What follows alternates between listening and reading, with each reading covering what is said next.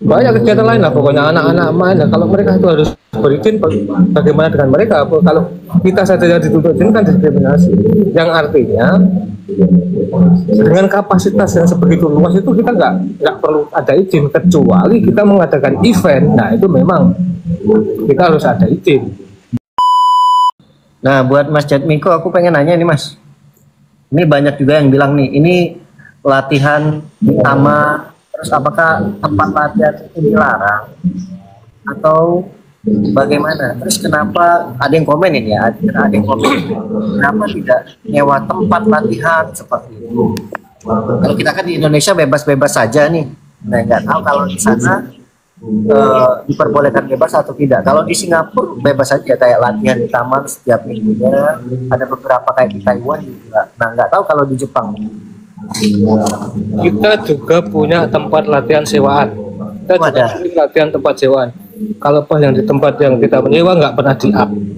Kalau yang di tempat umum dengan kapasitas lebih dari 500 orang itu ya bebas-bebas saja sebenarnya. Oke. Kalau misalkan ada yang menuntut apakah kegiatan ini berizin, ya saya ganti nanya. Undang-undang mana yang menegaskan kalau di tempat umum seperti ini harus ada izin? Nanti tolong dikirim ke saya kalau belum. Dan apakah ketika latihan itu mengganggu masyarakat yang lewat lalu lalang, Mas? Yang nggak mungkin enggak ya, itu kalau mengganggu enggak lah. Kita ada di tempat tertentu, di situ kapasitas taman ataupun di pinggiran di bandaran kali itu sangat luas. Dan kalau juga aku pernah lihat videonya, bahkan orang Jepang juga nonton orang PS1 latihan duduk sambil ngomong-ngomong juga di situ, Mas. Saya lihat ada video. Framingnya itu, narasinya itu bikin apa namanya?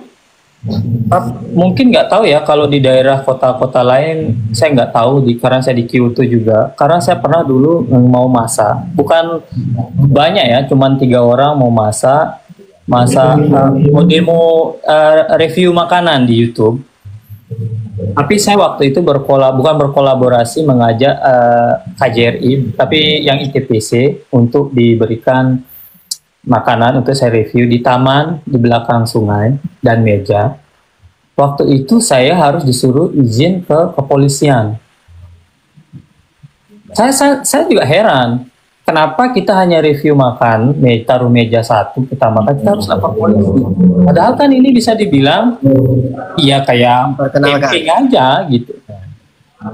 Mungkin kalau saya pribadi, saya nggak usah ya, tinggal ambil pasang kamera, taruh meja, taruh makanan, langsung makan, it's okay. Mungkin karena saya melibatkan KJRI waktu itu, jadi orang KJRI mungkin sangat hati-hati dengan hal tersebut.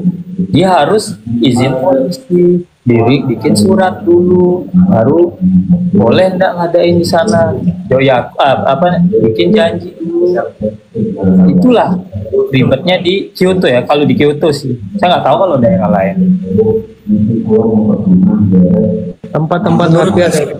Tempat-tempat latihan yang kita pakai gitu itu kapasitasnya besar. Kalau misalkan harus menuntut izin, bagaimana dengan mereka yang ada di situ yang lain? Kalau ada yang lain itu kan cuma 1 minggu sekali kan, Mas, bukan tiap hari. Disayangkan banget nyewa tempat. Banyak kegiatan lain lah pokoknya anak-anak main. Kalau mereka itu harus berizin, bagaimana dengan mereka? Kalau kita saja yang dituntut izin kan diskriminasi, yang artinya dengan kapasitas yang sebegitu luas itu kita nggak perlu ada izin, kecuali kita mengadakan event. Nah itu memang kita harus ada izin. Kita kan bukan event, kita kan kegiatan olahraga biasa. Sekali lagi kita tidak melakukan pelanggaran loh ya. Kalau yang sholat Id juga itu izin ya pasti ya. Sholat Id di lapangan kan pernah saya sholat Id juga di lapangan taman. Itu memang izinnya lumayan juga, karena polisi juga datang pas itu awasin. Kegiatan-kegiatan keagamaan di Jepang kan juga sangat riskan, Mas. Apapun kegiatan agama, meskipun kecil, nggak dikueng dengan tempat besar pun harus ada izin. Tapi kalau kegiatan olahraga, kegiatan biasa, saya kira nggak, selama ini saya belum pernah. Bahkan kegiatan supporter sepak bola itu kalau ngumpul, misalkan bonek sama Vicky ngumpul, banyak itu orangnya. Kalau mau di framing buruk ya kita lebih buruk. Masalahnya itu kadang-kadang yang saya pikir nih, nyenggolnya anak-anak silat semua itu ada apa? Saya juga punya komunitas motor gede, Mas. Dulu pernah ngumpul di tempatnya Pak Rusto, itu ngumpul sampai 25 orang. Kalau di framing gaduh, kita itu malah yang bikin gaduh kayak gitu. Ini malah kita kok nggak luput, malah luput dari syutingan mereka, dari yang disimpan malah anak-anak silat. Kenapa? Ini ada masalah apa gitu loh, masalahnya itu.